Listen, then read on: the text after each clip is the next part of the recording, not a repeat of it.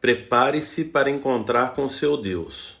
Olá, espero que você esteja bem. Nós estamos aqui mais uma vez, hoje para darmos continuidade ao estudo do livro de Amós. Hoje é Amós capítulo 4, mas antes é necessário que eu faça 3 pedidos. E o primeiro pedido é para que você não apenas curta, mas compartilhe esse estudo com outras pessoas, para que outras pessoas venham ser abençoadas, venham ser edificadas. Segundo pedido é para que você adquira a Bíblia 365, porque através dela você vai ler um trecho do Antigo Testamento, um trecho do Novo Testamento, um trecho de Salmos e um trecho de Provérbios. Com isso, o desejo do nosso coração é te desafiar a ler a Bíblia toda em um ano. Então aceite esse desafio, que certamente será relevante aí na sua vida, no seu relacionamento com Deus. E o terceiro pedido é para que você venha participar de pelo menos um dos estudos que nós disponibilizamos ali na igreja. Então temos estudos às segundas, às quartas, às quintas, aos domingos. São dias diferentes, horários diferentes, temas diferentes. E com isso nosso desejo é de alguma forma te alcançar para que você venha a receber mais conhecimento de Deus. Depois desses pedidos, eu quero compartilhar com vocês Amós capítulo 4, a partir do versículo 10. Diz assim: Enviei pragas contra vocês, como fiz com o Egito.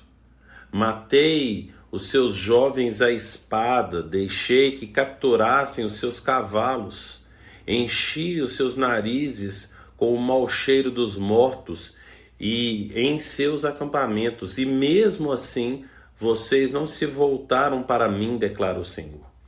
Destruí algumas de suas cidades, como destruí Sodoma e Gomorra. Ficaram como um tição tirado do fogo, e mesmo assim vocês não se voltaram para mim, declara o Senhor. Por isso, ainda o castigarei, ó Israel. E porque eu farei isso com você, prepare-se para encontrar-se com seu Deus, ó Israel. Aquele que forma os montes, cria o vento e revela os seus pensamentos aos homens, aquele que transforma a alvorada em trevas e pisa as montanhas da terra, Senhor, Deus dos exércitos, é o seu nome. A gente percebe aqui então nesse capítulo 4 que o Senhor vem falando lá no início a respeito então da forma como o reino do norte se relacionava com Deus através dos seus sacrifícios, mas ao longo aqui do capítulo o Senhor vai falando que não é isso que ele quer. Não é ofertas que ele quer. Relacionamento que o Senhor quer, e a gente percebe que vem sendo falado desde o capítulo 1 aqui do profeta Amós, como é falado em toda a Bíblia, é a respeito de um coração contrito e quebrantado. Esse Deus não despreza, como diz aí então o profeta. E ele vai falar a respeito então de que a base para nós nos relacionarmos com o Senhor, e isso está lá no capítulo 2, num juízo que é levantado contra Judá, é a lei do Senhor que foi abandonada, desprezada aqui. Então, apesar das práticas que eles tinham com relação aos cultos, nos cultos e nas ofertas, não era isso que Deus queria, não é assim? Então, a gente percebe, por exemplo, que Jesus deixa 2 mandamentos, né? Na verdade, ele resume os 10 mandamentos em 2, que ama a Deus sobre todas as coisas e ama o próximo como a ti mesmo.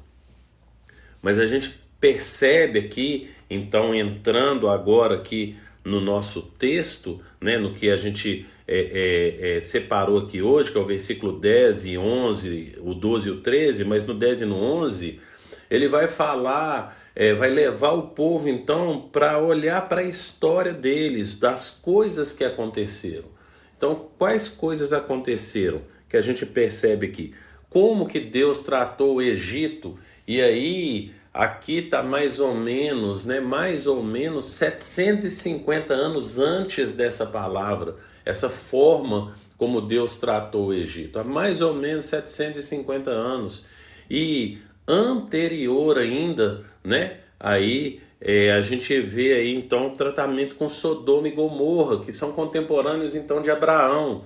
Então, o versículo 10 é o período de Moisés, 750 anos antes, mas a gente percebe aqui, agora no versículo 11, que é lá de Abraão. Então você pode colocar aí mais de 1000 anos, né? Cerca aí de 1200 anos, mais ou menos aí de distância. Eu preciso lembrar então que Abraão é 2000 anos antes de Cristo, Moisés é cerca de 1500 anos antes de Cristo, e esse período aqui que Amós está profetizando é mais ou menos em torno de 750 anos antes de Cristo. Então Deus vai levar eles para a história, para olhar então como que ele havia tratado o Egito, como que ele havia tratado Sodoma e Gomorra. Ele já havia falado aqui nos capítulos anteriores do castigo que viria sobre as nações ali, né? Que a gente vê ali da Síria, da Filistia ali, não é assim? A gente vê ali dos Moabitas, a gente vê da Fenícia, a gente vê de próprio Judá ali, de Israel, a gente vê de Moabe, a gente vê de Edom, juízo para todas aquelas nações, mas para o povo de Deus e principalmente para o povo de Deus tem a ver então com a forma como Deus os trata de forma distinta. Por quê? Porque para esse povo que foi chamado então para ser o povo de Deus, ele traz uma aliança, ele traz uma lei, ele traz uma conduta,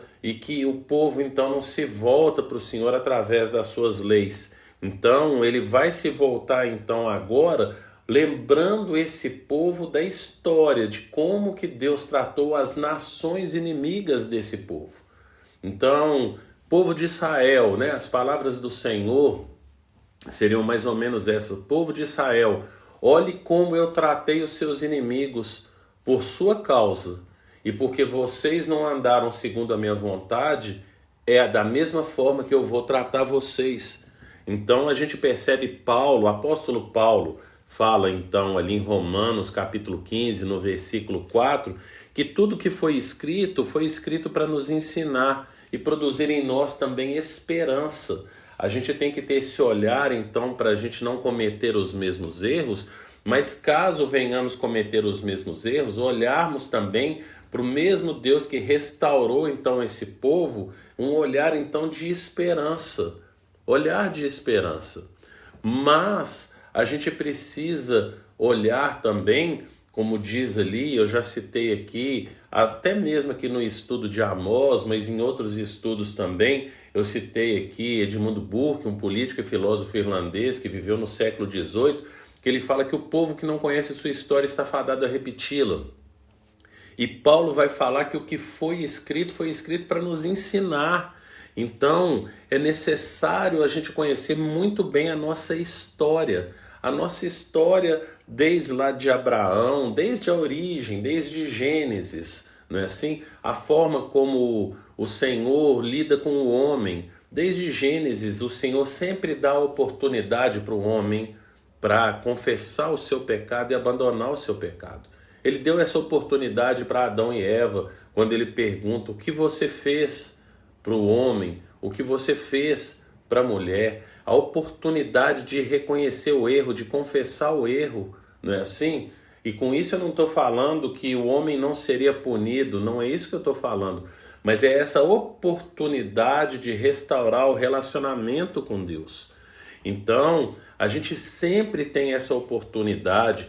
Eu citei também aqui no estudo de ontem, eu citei uma passagem aqui, uma fala de Karl Barth, que é um teólogo suíço, que ele fala que é preciso segurar numa mão a Bíblia e na outra o Jornal do Dia. Por quê?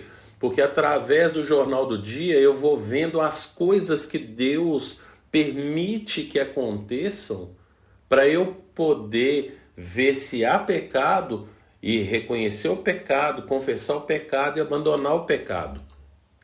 Por isso, no versículo 12 e 13, agora o Senhor fala: prepara-te para te encontrar com teu Deus. Prepare-se para encontrar-se com seu Deus ó Israel. É uma palavra de juízo. E nós, Romanos 14, 12, fala que cada um de nós dará conta de si mesmo a Deus. Então nós precisamos estar preparados para nos encontrar com o nosso Deus também. E qual que é a forma que nós nos preparamos então para nos encontrar com o nosso Deus? A partir do momento que nós tivemos um encontro com o Evangelho, e o Evangelho, você vê o conceito de Evangelho em Colossenses capítulo 1, versículo 21, 22 e 23.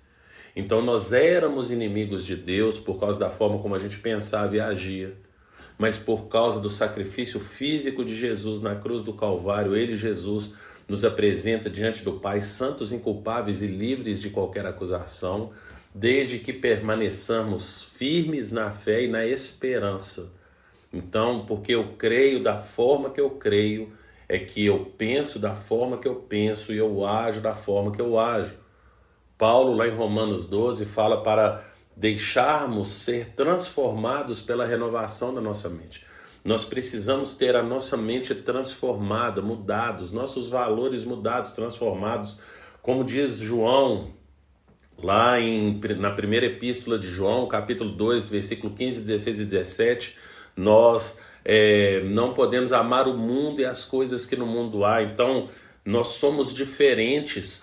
O que nós precisamos fazer, como Paulo vai falar para Timóteo, lá em 1 Timóteo capítulo 6, versículo 12, é desenvolver a nossa salvação. Nós precisamos desenvolver a nossa salvação, nós precisamos tomar posse da vida eterna, nós precisamos ser santos porque Ele é santo. É assim que nós nos preparamos para nos encontrar com o nosso Deus, Criador de todas as coisas, que é o que ele vai falar aqui no versículo 13, porque foi ele que criou tudo. Então, como você tem se preparado para se encontrar com seu Deus? Como que você tem vivido? Como você tem pensado? Como você tem agido? Como você tem tomado posse da vida eterna? Como você tem se relacionado com Deus? Pense nisso e que o Senhor te abençoe.